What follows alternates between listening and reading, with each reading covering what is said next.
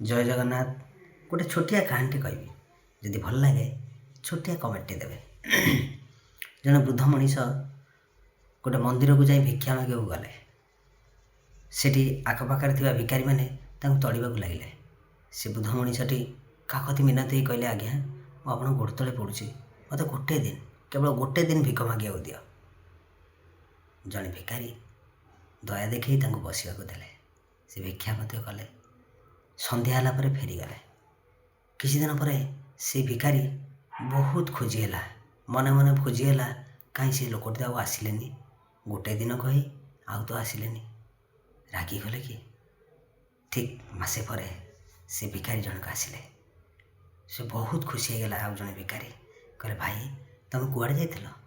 ମାସେ ହେଲା, ଆଉ କେଉଁଠି ଭଲ ମନ୍ଦିର ଦେଖିଲ କି? ଭଲ ପଇସା କିଛି ରୋଜଗାର? କହିଲେ ନାହିଁ। କହିଲେ ତାହେଲେ ଆସିନଥିଲ କାହିଁକି? ଏତେ ଦିନ ଯାକ କେମିତି ଚଳୁଥିଲ? ମୋ ଉପରେ ରାଗିଗଲେ କି?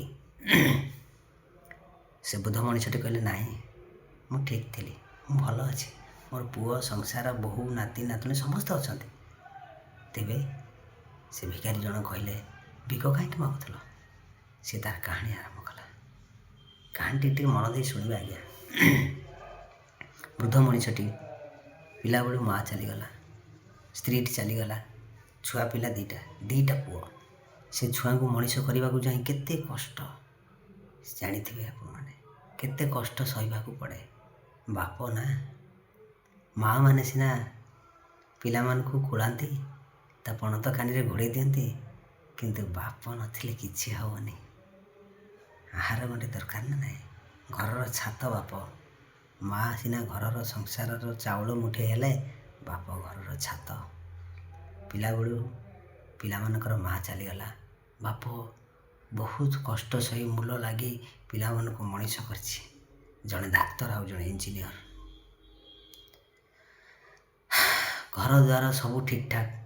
ଇଞ୍ଜିନିୟର ଚାକିରି କଲେ, ଡାକ୍ତର ଚାକିରି, ପଇସା ପତ୍ର ଟାନା ମଜା, ଘର ଦ୍ୱାର ସବୁ ଠିକ୍ଠାକ୍। ବାହାସାହା ହେଲେ। କିଛି ଦିନ ପରେ ବୁଢ଼ାକୁ ଆଉ ରଖିବାକୁ ସମସ୍ତଙ୍କର ଇଚ୍ଛା ହେଲାନି। ବୁଢ଼ାଟାକୁ ଆଉ ମନ ପକେଇଲେନି। ବୁଢ଼ା ଖାଇଛି ନ ଖାଇଛି କିଛି ନାହିଁ। ବୋହୂମାନେ ଚିଡ଼ଚିଡ଼ି ହେଲେ। ବୁଢ଼ା କେଉଁଦିନ ଯିବ, ସମସ୍ତଙ୍କ ମୁଣ୍ଡରେ ଭାବନା। ଇଞ୍ଜିନିୟର ଭାଇ କହୁଛି, ଆରେ ମୁଁ କ'ଣ କରିବି, ମୋର ସିଆଡ଼େ କାମ ଅମୁକ ସମୁକ। ଡାକ୍ତର କହୁଛି, ମୋର ସିଆଡ଼େ କେତେବେଳେ କ୍ୟାମ୍ପ ପଡ଼ୁଛି, କେତେବେଳେ କେଉଁଠି ଯିବାକୁ ପଡ଼ୁଛି, ମୋର ଠିକ୍ ଠିକଣା ନାହିଁ। ବାପାକୁ ରଖିବ କିଏ? ଏମିତି ହେଲା ପରେ ଦୁଇ ଜଣଙ୍କ ଭିତରେ ନିଷ୍ପତ୍ତି ହେଲା ଯେ, ଭାଇ ତମେ 15 ଦିନ ରଖିବ, ମୁଁ 15 ଦିନ ରଖିବି। ଠିକ୍ ଅଛି। ବାପ କିଛି କହୁନଥାଏ, ଚୁପ୍। ପୁଅମାନେ ତ ମୋତେ ରଖିବେ 15 ଦିନ ନା। ସାନ ପୁଅ ପାଖରେ 15 ଦିନ ଆଉ ବଡ଼ ପୁଅ ପାଖରେ 15 ଦିନ। ଏ 15 ଦିନ ସରିଲା ପରେ ମାସର 31 ତାରିଖ ଅଛି ନା ଆଜ୍ଞା।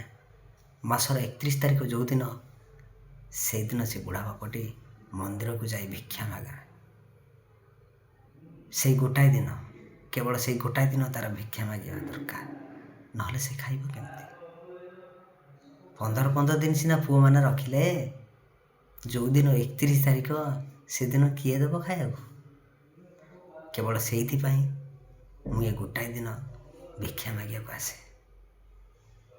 ଜୟ ଜଗନ୍ନାଥ।